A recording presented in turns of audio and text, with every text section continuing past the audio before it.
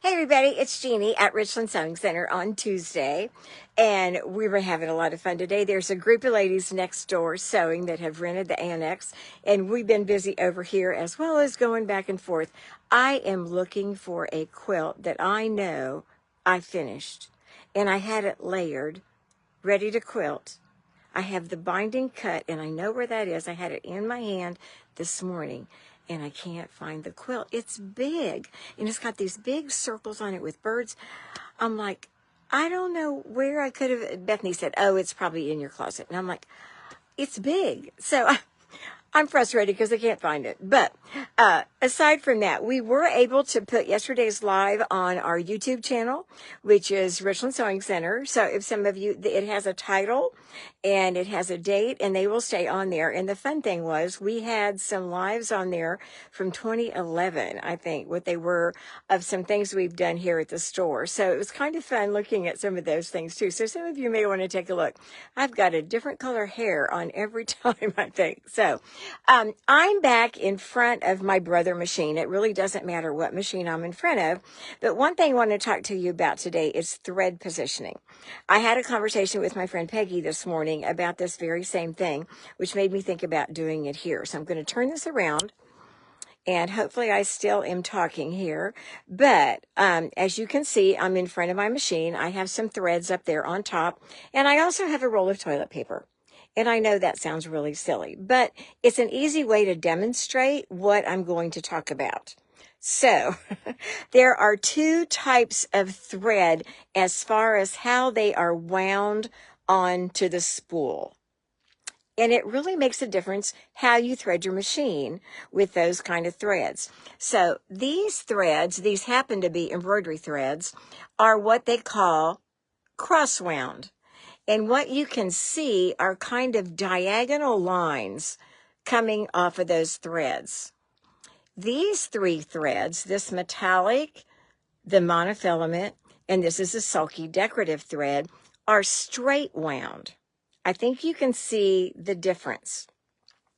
When you thread a machine with the cross wound thread, the thread is meant to come off the top of the cone, and they usually are on cones. Not always, but they're usually on cones. So when the thread comes off, and I can kind of grab this one, it's meant to come up like this. I know you can't really see it happening, but it's happy doing that. If I put that thread over here on my horizontal spool pin on the top of the machine, it goes from here over into the tension, and it's also coming off the top of the thread, and that's exactly the way it's supposed to go.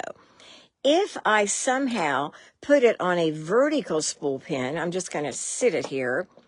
If I put it on there and I don't go through any kind of thread guide, when I go to use it, the spool is going to have to turn, and I can't do it with one hand, but if I pulled on this, the spool is going to have to turn for the thread to be released to go into the tension. What that does is it adds a little tension to that thread because it's having to turn the spool around. I hope that makes a little bit of sense. So I'm going to stick that back on there. These are straight wound threads. In other words, you can see the line. I tried to pick out one that was variegated so you could see they're going straight around the spool. This one is that way, and this is a metallic thread that is that way. If you put these threads here, I'm just going to slip this on here, and then I use it. Notice it's coming off the top, but it's kind of having to go around the edge of that spool. That's not really the way it's supposed to be. If I put it here, and of course I wouldn't stack it on top of that one, but the same thing, when I do this, it's having to kind of twist. Can you see the little curl that's in the thread? I don't know if you can see it. See how it's curled?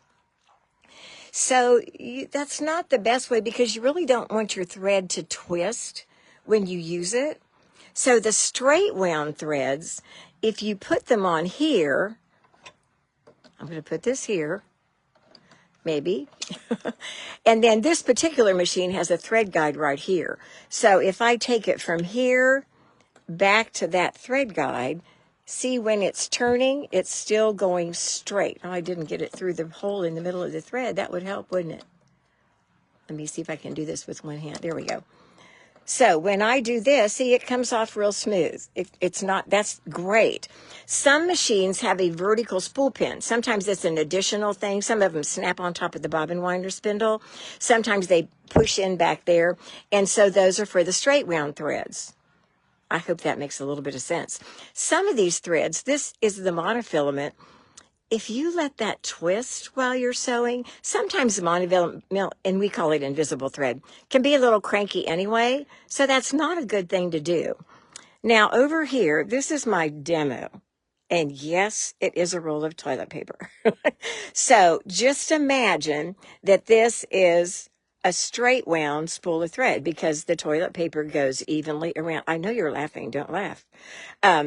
So if I take it through that high spool pin over there, look what happens to the thread as I bring it out. Oh, it's separated. This is good toilet paper too. Let me move it away from there. As I come up with this, can you see how the toilet paper is twisting? Somebody tell me that you can see that. So that's what your thread is doing. Okay, it's twisting. That's not a good thing. On the other hand, if this were laying this way, which is the way your toilet paper probably is in your bathroom, it's coming off straight, so it's not twisting. So the moral of that story is keep your toilet paper. No, I'm just kidding. You want to use straight wound threads so the thread comes off smooth without twisting. Don't have it come off the top of the spool, either on the end or in here. Find an alternate way to do it. If it's a cross wound thread, you want it to come off the top of the thread. So again, it's coming off the top, so I could take it up through I have a thread guide up here high, or if it's laying down, it's coming off the top of the thread. So somebody tell me that they think that makes a little bit of sense. And I know that toilet paper is kind of silly, but it really does work. It's an easy way to show it. I sometimes use that in my embroidery class just to show people how that thread does. Okay, a couple things I just want to show you. Yesterday we had a good response on our red, white, and blue charm pack. Now we have another one. This is a moded charm pack from Kansas Troubles, and it's all different tone-on tones in ecru. Look at that.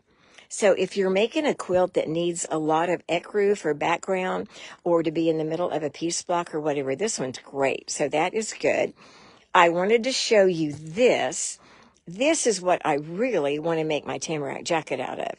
The jacket will be out of this fabric. This will be the lining because I don't think I'm going to have time to do both of them. So I'm going to quilt this, I hope, this week and get started on that tamarack jacket. This is something I showed at my deck club this time, and we're kind of into decorating denim and things. This is an embroidered flower. And after it was embroidered, we used a soldering iron to trim around it because we put it on an organza or tulle, and then stitched it, just stitched around the edges to attach it to the back of this vest. This is a similar technique. This is a special fabric that Peggy introduced me to when I was in Florida, and I kind of went crazy down the street here and got a whole bunch of this. They are embroidered flowers, and they're actually attached to a layer of tulle, which is kind of a real fine netting. It looks very much like organza. And so Peggy has stitched them onto the back yoke of this shirt. Look how pretty those are. This morning, she was putting some onto a t-shirt, and it turned out really, really pretty. So I have a whole lot of these flowers that I'm hoping to do something very exciting on a denim jacket and add those flowers. I'm going to probably use free motion, just a straight stitch free motion, and come around the edges because you don't need to attach the whole big thing. They're beautifully embroidered. So there's really nothing you need to do to them except to get them on there. So some people might say, well, could I glue them on? And you probably could. If you use some of the fabric glue, that may be a good way to put them on there. Another question I had was, how washable are they? And I'm really not sure. My answer to that question was, normally if I decorate a jacket or a vest, I very rarely have to launder it because I usually have a shirt or something on under it. So unless I spill something on it, it's not necessary. But there's nothing that say that these wouldn't wash just fine as long as they were anchored down. I would probably hand wash it if I needed to do something like that. So I could embellish that with crystals. As you can see this, I don't know if you can see it, but there are a lot of crystals. It's really hard for that to show on the phone, but there's crystals on all of these flowers here. So I think it would be fun to add crystals to that. We're kind of into sparkly. So that's what I wanted to show you, those flowers. This is a sweatshirt I'm working on. This is actually the two fronts of a sweatshirt if I take this apart. It's not quite finished on the front, and then I'm going to sew the sweatshirt back together. I have been invited to do a class out of the store, so that's one of the samples I want to have for that. So I wanted to show you that. So let me turn this back around. I'm not going to go next door today. I'm also working on a Texas quilt next door. It's called Tessellating Texas. And what that means is it's made up of a bunch of the shape of Texas is cut out of cottons, and they're about probably 6 or 7 inches tall. And you put one right side up, and you put the next one upside down, and they fit into each other. It's really very unique. I'm getting ready to layer it to get ready to quilt it, so I will probably try and show you that tomorrow because it is very unique to do that. So if you have any questions today, if that made sense to you about the thread, or if you have a question about the thread, please ask me. I'm happy to show you. I'll be happy to get the toilet paper out and show anybody that wants to see that. But I hope I made it kind of clear the difference that makes when you're getting ready to stitch. Because if you're like me, you want to do the best thing you can to make sure your sewing machine sews smoothly, doesn't break a thread, doesn't get tangled, doesn't get mad at you. So, okay, so thanks for the thumbs up for those that did that. So I will see you tomorrow afternoon at 2 o'clock. Thanks for watching, y'all. Bye.